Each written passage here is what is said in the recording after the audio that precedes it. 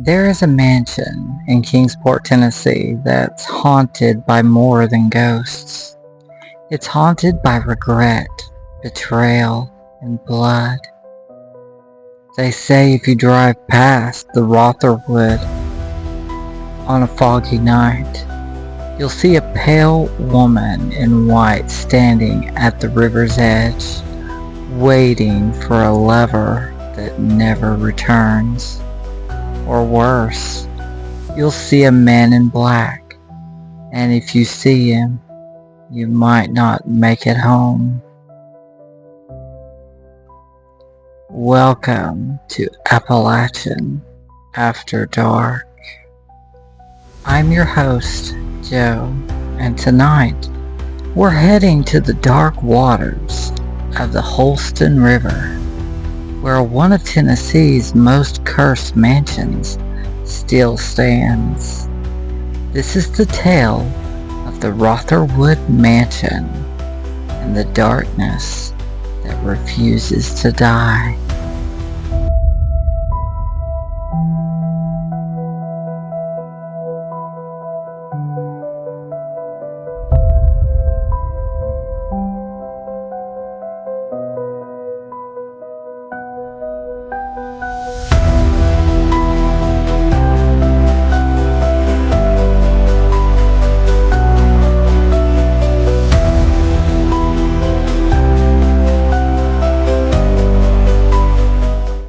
Let's go back to the early 1800s.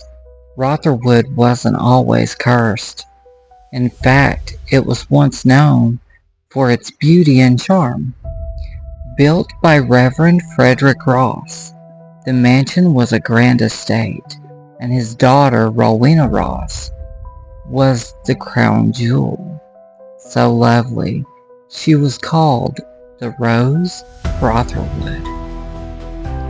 Now Rowena was young, spirited, and in love with the dashing riverboat captain.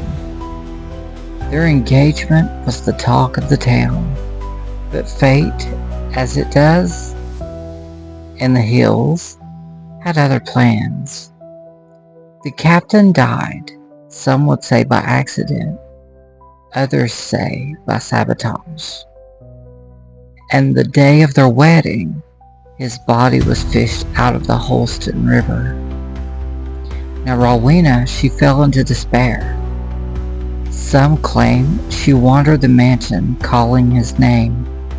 Others say she stood on the front porch in her white gown for days, staring toward the water. A few years later, unable to bear the grief, she threw herself into the river and drowned. But that is just the beginning of the curse. After the Ross family lost the home, it fell into the hands of a man named Joshua Phipps, and here's where things get darker. Phipps was said to be cruel, both to people and animals. He owned enslaved workers and was infamous for how brutal he treated them. The local stories say he even had secret rooms in the house where screams could be heard, but no one dared ask questions. Toward the end of his life, Phipps went mad. He was seen walking the halls of the mansion in a long black cloak, rambling about spirits and revenge. Some say he confessed to murder on his deathbed. Others say the devil came to collect him, and he left claw marks on the walls in his bedroom when he was dragged away. Ever since, people have reported seeing a man in black near the mansion, sometimes on horseback, sometimes just standing by the riverbank. He doesn't speak, he doesn't move.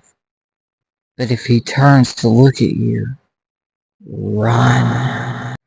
Rotherwood still stands today, though it's privately owned, and you can't just walk up to it, but folks nearby swear it's still active. One woman claimed she saw candlelight flickering through the windows in the dead of night when the mansion was supposed to be empty. Even a group of teens who snuck into the property years ago said they heard a woman sobbing inside, and when they turned to leave, they saw a black figure blocking their path. They ran, but one of them says he felt something brush his shoulder, something cold and wet like river water. And there's the river itself. Locals avoid the bend by the mansion. They say it swirls strangely there, and it pulls people under. That Rowena still waits for her lost love, but maybe she's not alone anymore. The story of Rotherwood isn't just a ghost tale. It's a Southern Gothic tragedy. Love, death, cruelty, and karma stitched into the walls of an old home by the Holston River. So the next time you're driving through Kingsport at night, maybe take the long way around. You never know who's watching from the window. If you enjoyed tonight's story, don't forget to follow and subscribe.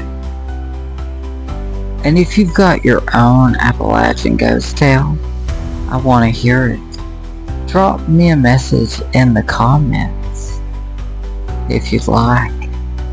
Next time on Appalachian After Dark, we'll head up to Roan Mountain to meet a bride who never made it to the altar, and the lonely trail where hikers still hear her veil rustling in the wind. Until then, stay curious, stay careful, and stay in the dark.